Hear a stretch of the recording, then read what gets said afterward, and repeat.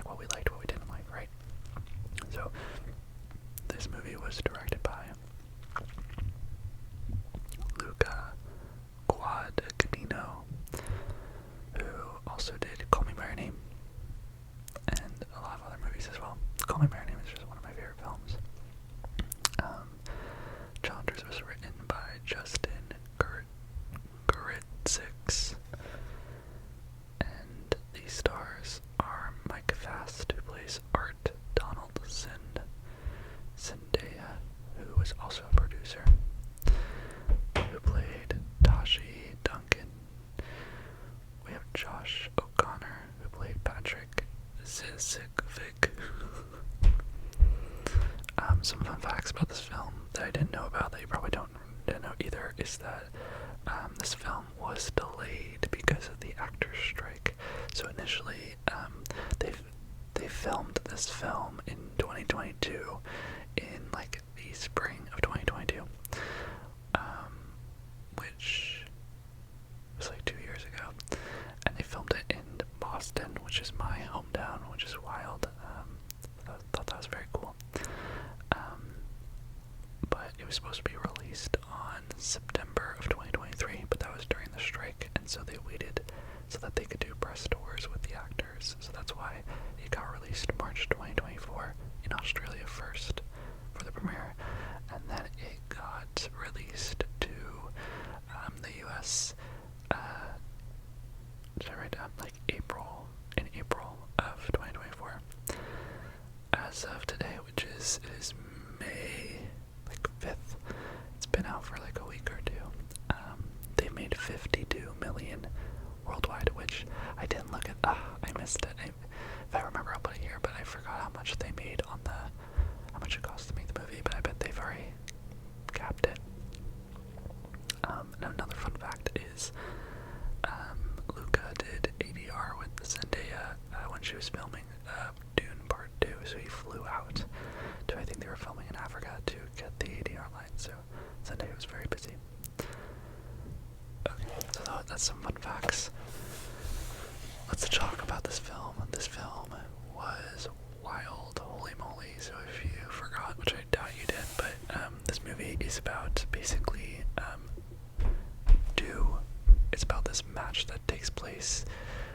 There's multiple timelines, but the storyline is that there's a tennis match that is being played in one day, and we basically follow the match from the beginning to the end, and that's where we start the film and we end the film. And it's about these two guys that are going head to head, and in between them, like on the sidelines, is Zendaya's character who's watching. And there's this very beautiful scene where, I don't know, you know, in tennis everyone goes left and then they go right. They're doing that, and Zendaya is just watching straight ahead. Oh my god, I can already talk about that now, because the whole premise, Zendaya's character is this really elite tennis player, women's tennis player, that basically gets injured and can't compete anymore. And her whole strive for tennis is, she says, it's a relationship between two people. That's what tennis is. And she also says that she craves to see tennis occur, like that sweet spot where it's just tennis and you get really excited, and like the game is exciting. So that makes sense that at the beginning of the film she's just looking straight, because at the end we'll get there, but she's enthralled. So it starts off, they're basically playing the match, and then we have some cutbacks, some flashbacks, which I've been noticing. I don't know if they're doing it more in films now, but back in the day, because I'm a writer and I'm also trying to become a director, I am a director and stuff, and they always kind of, in a lot of writing books and stuff, they kind of swayed you away from flashbacks because it pulls people out. So like, I just watched A Quiet Place again for homework. I'm doing a writing class, and the original script had flashbacks, but then the actual movie didn't, and they just created a linear storyline. They do that because they think flashbacks like pull you out of the film. And again, but this film leaned very heavily into flashbacks. So they're playing, you know, this game, and then they would go back like 13 years. And what you learn is that, so I'll go by the character names now. So there's Art, Patrick, and Tashi. Tashi is Zendaya's character, the woman. And then there's Art and Patrick, and Art and Patrick were a duo's pair, and they played in high school. They were best buds. They won, and they were just best buddies. And then one day they watch Tashi's game, and they basically both fall in love with her. They idolize her, and they go to a party afterwards and try to like mingle with her and befriend her, and they do. And then they invite her back to their hotel, not thinking she'd actually come, and she comes. And the inciting incident of this all is that she basically gets in the hotel room, and they have this beautiful chat about, this film was rated R, by the way, but they have this beautiful chat about, she's like, have you guys ever done anything to the boys? And he's like, well, not really. And then they talk about the first time they JO'd and that they helped each other. And I don't know about you, but I love scenes like these, which is, we're all like enticed by it because it's something people don't talk about. And I don't know about you, but I feel like movies should usually talk about things that we don't talk about in our normal daily lives with people. I think that really epitomizes like an intimate connection when you have a scene that does that. So they're talking about that, and then it crosses over to be like, well, will they ever do anything? And they said no, and then she basically starts making out with the guy on the bed. She turns left, she makes out with, she looks at Patrick, and then she ends up kissing Art, and she kisses back and forth, and then they all kiss, and then she basically has them do kiss without realizing it, watches as they're just like viciously making out with each other. And then she leaves. And I love, because before this she talks about how tennis is a relationship between two people, and she kind of just proved that point, being like, they have chemistry. And my favorite part of that scene actually is when after she leaves, they hit each other's, BONERs, and you can tell that they were into it. So that's a really cool thing that Luca and the writer did, was like, it wasn't for show, they were actually really into what they were doing as well. We love male anatomy, woohoo. And so that happens, right? And then basically, the story short, what happens is basically Zendaya's like, okay, Tashi's like, if you want my number, whoever wins tomorrow's tournament gets it. We find out that Patrick wins. They even though Tashi and Art both go to, I think it's Stanford to play tennis,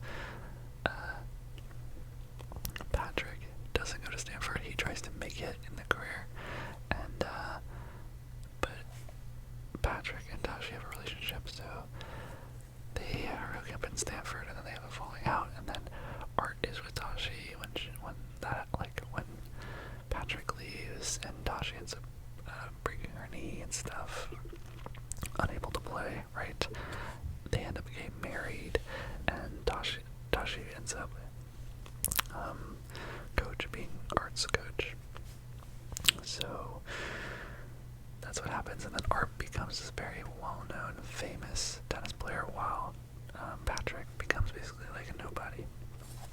And then the tennis match that we are at is basically a tennis match that has different stakes. So it's basically it's called a challenger. That's why it's called the Challengers.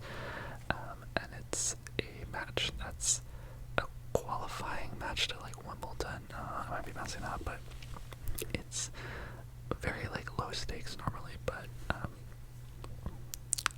Tashi wanted Art to go to basically build his confidence up again for Wimbledon or the Open. Sorry, I don't know the name of it, but so Tashi wants him to, gain confidence, and meanwhile Patrick, he's really poor and stuff, and if he wins this, he gets to qualify for the Open and make a name for him finally. So they're playing against each other, and as we, they're playing the game, and then we were slowly working outwards back into present day, and we find out basically that, Tashi kind of cheats on, this is a spoiler, Tashi cheats on Art with Patrick again, to try and convince him to basically let Art win the game, because Art wants to retire, and Tashi doesn't want him to. Tashi only cares about tennis, basically. And then the film comes to a close. I'm really skipping along, but the film comes to a close where they're playing for the last point, and I love this. I don't know about you, but I love. There's a scene in it where the two boys are playing against each other for fun, and they're like, Art's like, oh, did you and Tashi, do it? And he's like, if you did, like, serve like I would, and then he ends up serving like he does, and they're like, oh my god, it happened. Then at the end, after, Tashi cheated on Art with Patrick, Patrick does the same thing and indicates to Art that he slept with her.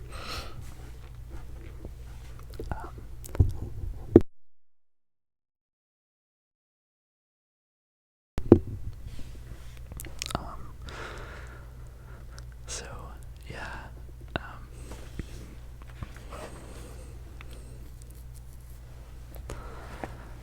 and it basically ends where they're like playing really aggressive tennis, and then they basically end like kind of hugging at the end, like they jump the net and hug each other, and Tashi goes, come on, and like jumps up, and I love the ending because I thought it was beautiful, because Tashi, her whole thing was she wanted good tennis, right?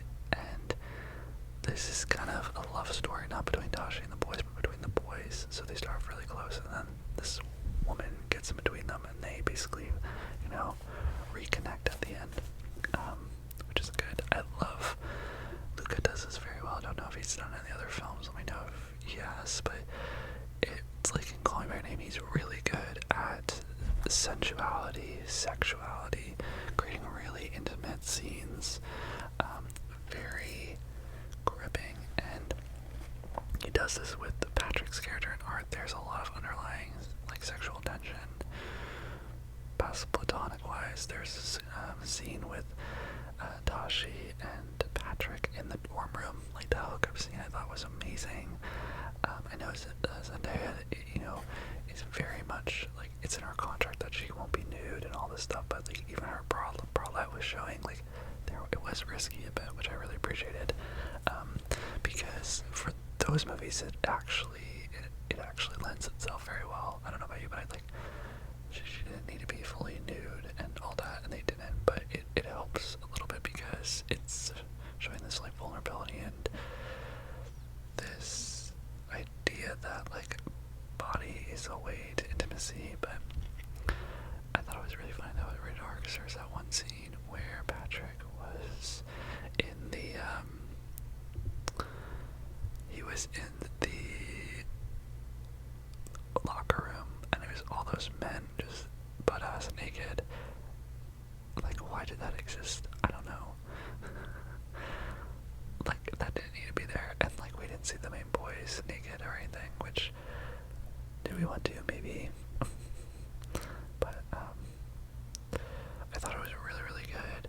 I thought one of my favorite parts of the film, we'll do like favorite things, something I would steal for a future film, and something I would change. That's usually like when I look at a film, those are the lenses that I look at it through, because I'm writing my own stuff. So what I like, what I would change, and what I would steal, because I think all art is stealing. So something I really liked, I love the cinematography, I love how tight everything was, I love the playfulness in the scenes, like very improv-y and all of that. I love the music was beautiful. I love how he uses music to like initiate. Oops. Sorry if you hear the dog. I love how he uses music to initiate like sexual attraction. I don't know if you caught that, but he does, and I love that.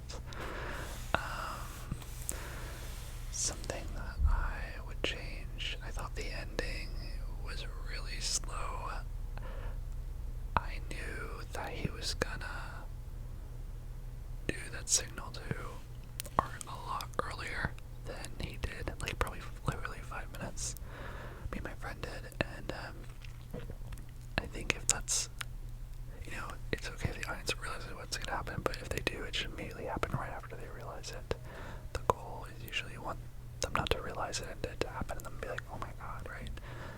I think I understand why it was so slow at the end. It's building tension, but actually, to be honest, I think Luca just had so many dope-ass shots that he didn't want to delete them, which is fine. He didn't have to, but I think it would have helped.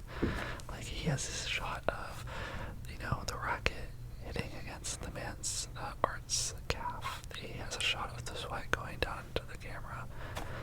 Like, you don't need that. You don't. I'm sorry, you don't need it. It doesn't add much to the film. It's fun, it's pretty, but I thought it could have been cut. I also...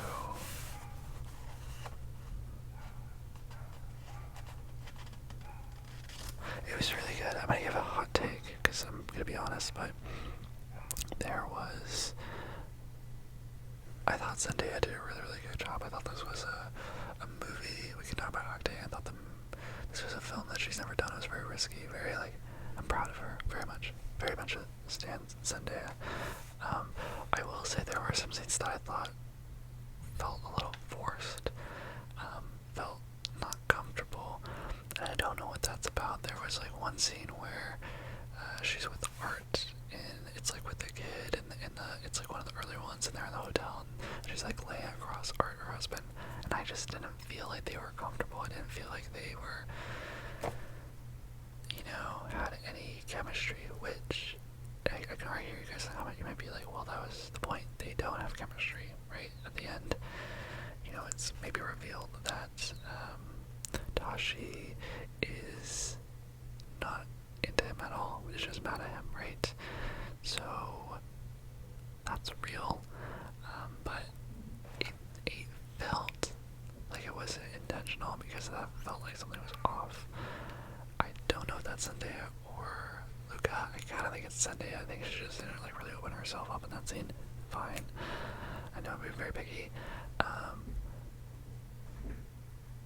But overall, I thought she did a very good job. I think it could have been a little bit more layered. She did good. I don't know what I'm saying, but sometimes it felt one-toned. I guess that's really picky. I don't even know if that's true. But something I would steal the cinematography. I would also steal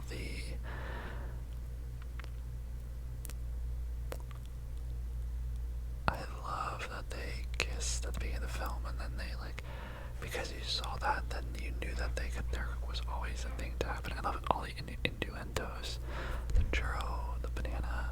I love Josh O'Connor's character. Also, I thought it was really funny, on the interviews, did you see that they were, they're very introverted people, so it's funny, none of them wanted to take initiation to talk, which I thought was really funny, but, yeah, that is everything. Overall, I really liked the movie. I give it 4 stars, on my letterbox. I really love Luca. I thought it was wonderful. I love the bi panic. I love the unfolding of queerness. And it's not even it wasn't even that important. It's just this connection between characters, which I love. So yeah, let me know what you think. If you made it this far, leave a movie clacker down in the comments below, and I will give you extra love, because I love you for finishing this video. If you like this series, if you like me doing movie reviews, and you like this one, make sure to like this video, and please comment. I would love to know your thoughts, honestly. That's why I make these videos, so I can hear from you. That's my favorite thing, to see you comment. And yeah, subscribe and join the membership if you can. I'd love to have you there. It's a very beautiful community. It's very filled with a lot of lovely different types of humans who we're all doing our best, and we're building a community on this channel, which I adore. So come join us. You're welcome. It's the price of a coffee. All the bees make fun of me for saying that, but it is. I say it all the time. And, yeah, have a wonderful night. Treat yourself